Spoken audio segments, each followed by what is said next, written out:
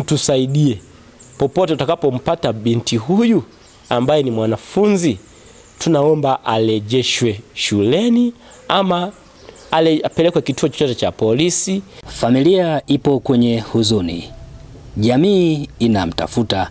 Huyu ni Angel Zito Swebe, mwanafunzi mwenye umri wa miaka 17 anayesoma kidato cha 3 katika moja ya shule binafsi iliyopo mjini Njombe. Aliondoka tarehe 20 majira ya saa 12 asubuhi hapa shuleni kwa kuruka ukuta wa shule na kuenda kusikojulikana. Ayo TV tumefika shuleni hapa na kushuhudia ukimya ukitawala kwa kuwa wanafunzi wengi wapo majumbani kwa likizo ya nusu muhula wa kwanza. Mbele yangu namuona mwanafunzi akijituliza na kinywaji pendwa cha afya, huku walimu wakijadiliana machache. Ninakutana na mwalimu Kefa Mayala Mshuda ambaye ni mkuu wa shule anayosoma Angel, na anatofafanulia jinsi mwanafunzi huyo alivyoondoka, ambapo mpaka sasa zinatimia takribani siku 11 bila kupatikana wala kufika nyumbani kwao jijini Mbeya. Kuna changamoto ambayo imejitokeza ya mtoto mmoja anaitwa Angel Zito Swebe, mtoto wa kidato cha 3, ambaye mwanafunzi huyu aliondoka tarehe 20 majira ya saa 12 asubuhi hapa shuleni kwa kuruka ukuta wa shule na kuenda kusikojulikana. Na nasi katika rokoo ya asubuhi kabla ya kuingia kanisani, ilipochukuliwa rokoo iligundulika binti huyu hayupo. Tukafanya jitihada za kuwatafuta wazazi kwa ajili ya kuwapata. Mwanzo jitihada zikufanikiwa, lakini bahati nzuri mzazi mmoja alitupigia dada yake na huyu binti majira ya saa 2 asubuhi kupiga kusema ya kwamba huyu binti yupo njiani anaelekea Makambako. Tukasema ndio, na sisi tumejaribu kuwatafuta tukupata mafanikio, ila huyu mtoto ametoroka shuleni, ameruka ukuta, ameondoka shuleni huyu binti. Na alipoondoka, katika maongezi na mawasiliano na wazazi wakasema ya kwamba alipotoka hapa alifikia kwa bibi yake hapa Njombe, wakakutana na ndugu wa pale majirani, akaondoka na kisha akaelekea Makambako. Alipofika Makambako kule aliishiwa nauli. Labda nielezee kwa ufupi kwamba nauli alitoa wapi. Siku ya Alhamisi, siku ya tarehe 19, alikuja kwenye ofisi ya uhasibu ambapo fedha za wanafunzi zote huwa zinatunzwa, wale fedha zao za matumizi. Alikuja akaomba fedha yake ya matumizi shilingi 10,000. Mhasibu akampatia, alisema kwamba anahitaji kuongeza madaftari ili niandike notes, maana wenzangu wako nyuma sana. Maana huyu binti alikuja amechelewa, aliripoti mwezi wa 2 shule. Hatujui sasa mambo gani kule nyumbani alikuwa anatokea, lakini aliripoti kwa kuchelewa sana. Na akaomba shilingi 10,000 na akapatiwa ile fedha. Alipopatiwa akapewa ujumbe ya kwamba pia mzazi wako ameshauri ya kwamba ubaki wakati wa likizo, maana umechelewa kuja shuleni, hivyo utabaki na mzazi atalipia gharama ili upate mafunzo, walimu wakufundishe. Binti aliondoka baada ya kupewa ile ujumbe, na ndipo tuliposikia ripoti asubuhi kwamba binti amefanya nini? Ametoroka hiyo saa 12 wakati wenzake wako katika hali ya kufanya usafi.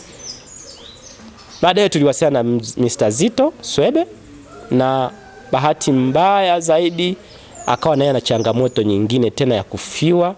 Kwa hiyo akawa wakati mwingine anashughulika na tatizo hilo la msiba. Nasi tukaendelea kutawanya taarifa na kuuliza kwa rafiki zetu maeneo mbalimbali kwamba huyu mtoto, na wakati mwingine walimu kuulizia na kuzunguka kwa namna ambavyo tunaweza tukampata mtoto. Kisha baadaye tulipeleka taarifa polisi kuripoti, na sasa tunaomba jamii ya Watanzania wote kwa kushirikiana kwa pamoja mtusaidie popote utakapompata binti huyu ambaye ni mwanafunzi, tunaomba arejeshwe shuleni ama apelekwe kituo chochote cha polisi ili tumpate kwa kushirikiana na huyu mzazi, ama utapiga kwa mawasiliano hayo ya mzazi ili tusaidie. Sote tunatamani mwanafunzi huyu apate elimu yake, lakini sasa hatujui nini kimemuingia mpaka akaamua kutoroka, mpaka kikatokea huko aliko hatufahamu. Lakini tunaomba Mwenyezi Mungu atusaidie, tushirikiane na Watanzania wote tumpate mwanafunzi huyu. Mungu awabariki. Tuna imani ya kwamba Angel Zitto Swebe atapatikana kwa ushirikiano wa pamoja wa pande zote mbili, jamii kwa ujumla, wazazi, shule na sote ambao mnanisikia mahali popote mlilipo. Siku alipopewa taarifa ya kwamba anatakiwa abaki shuleni wa kipindi cha likizo kwa ajili ya tuition, yeye alipokeaje? Alipopewa taarifa yeye aliitikia tu ndio, basi akaondoka. Hakukuwa na maongezi mengine. Kuna changamoto yote kutoka kwake na nyumbani alikotokea? Labda ambacho sisi tulijifunza tu ni kwamba huyo binti alipaswa awe kidato cha 4, ila mzazi waliongea na mzazi wa kwamba amrudishe darasa, amkalilishe darasa. Kwa hiyo akarudia kidato cha 3. Na kwa mawasiliano tu ya haraka na kuulizia taarifa, tuligundua mtoto alikuwa hataki kurudia kidato cha 3. Ikumbuke kwamba mwaka jana akiwa kidato cha 3 alikuwa anaumwa, yeye alikuwa ana shida fulani ya kiafya, ambapo alikaa nyumbani miezi 5 hakuwa anaenda shule kwa sababu ya ile shida ya afya.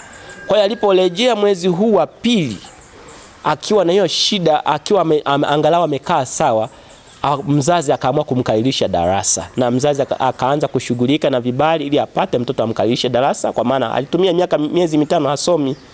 Sasa hii yawezekana pia imechangia ndani ya kichwa chake, na hili jingine lililoongezeka la mtoto kufanya nini, kubaki kipindi cha likizo. Sasa hilo ni la wazazi, sio la shule, la wazazi, la kifamilia zaidi. Waliongea nini na mtoto, na hatujui pia kauli gani zilitumika, hiyo sasa tuwezi kuelewa.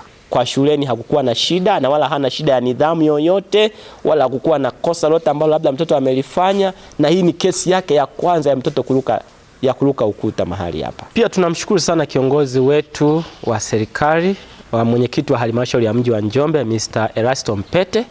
Kwa kweli amekuwa na ushirikiano mkubwa hata alipoipokea taarifa. Mungu ambariki sana popote alipo. Anaendelea kupambana kuhakikisha kwamba binti huyu anapatikana kwa kushirikiana na jamii.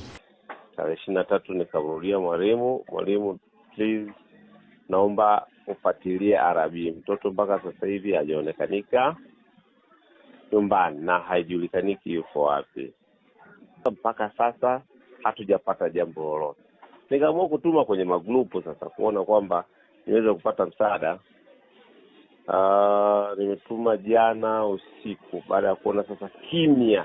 Ninaomba jamii, mtoto wangu anaitwa Angel Zitto Swebe, ni Mkristo, nahitaji arudi nyumbani. Kama mtu yoyote atakayeweza kumuona, ningeomba atoe taarifa, iwe kituo cha polisi, iwe kwa namba zetu sisi. Namba zangu labda nizitaje, namba ya kwangu mimi na namba ya mke wangu. Naanza na namba yangu mimi ni 0764